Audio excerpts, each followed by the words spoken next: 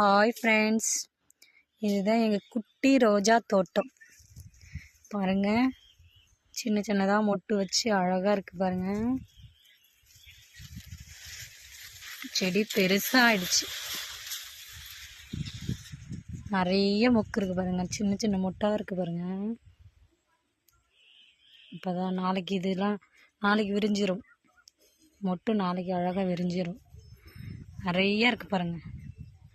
இது குட்டி செடி, நாட் ரோஸ். இது நாளைக்கு இது பூத்துரும்.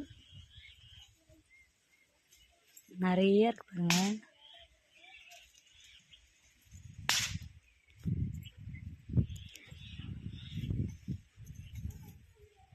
இது எல்லோ கலர், ஒயிட் கலர் இருந்துச்சு, பறிச்சிட்டேன். நிறைய இருக்கு பாருங்க செடி.